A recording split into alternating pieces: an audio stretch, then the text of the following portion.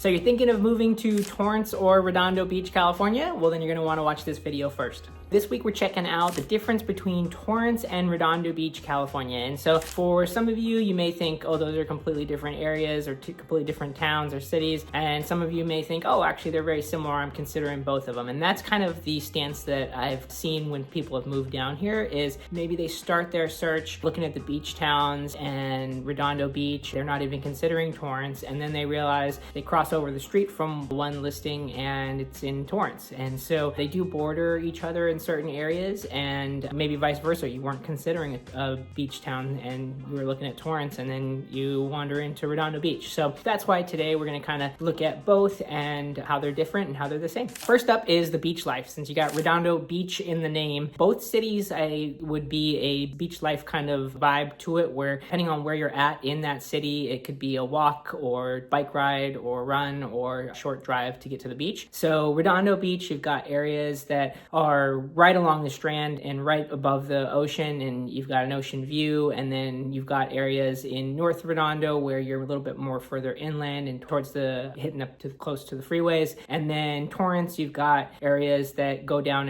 and go right up against the water, and you get ocean views and city views. And then you've got areas of Torrance where you're more downtown Old Torrance, where you're a little more inland, or North Torrance where you're more by the freeways. So both cities offer that beach vibe as well as more of inland city town feel. Depending on what you're looking for, I think Redondo Beach and Torrance both have that beach life feel, or the more suburban type option as well. Are you thinking of moving to the South Bay? Then you're gonna want our relocation guide. So click the link in the description to download that for free, and you'll have everything you need to know before moving here.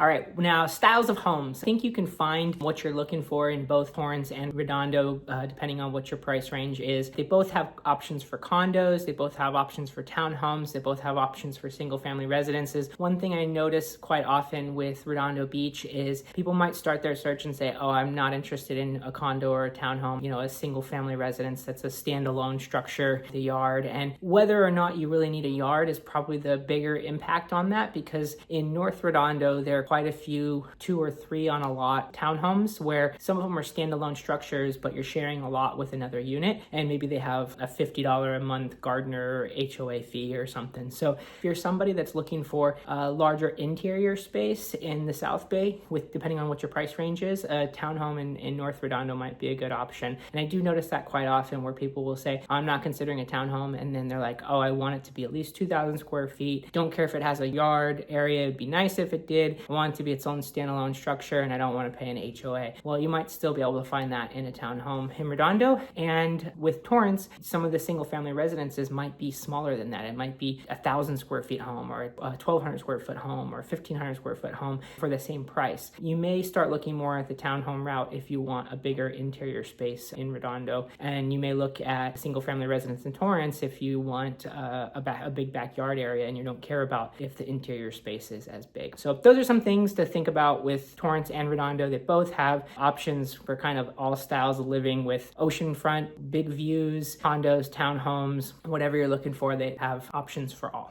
Hey guys, so as much as I love making these videos, what I really like even more is helping families move here. So if you are thinking of moving to the area, I would love to help you get started in your search, and my contact info is on the screen or down in the description down below. Feel free to reach out anytime, call, text, or email. Remember, it's never too early to get started in your home search. All right, and the schools. So both Redondo and Torrance have public schools. You got Torrance Unified and Redondo Beach Unified. And so Redondo Beach has Redondo Union High School, which the schools all feed into. And then Torrance has 4 public schools that all feed into those.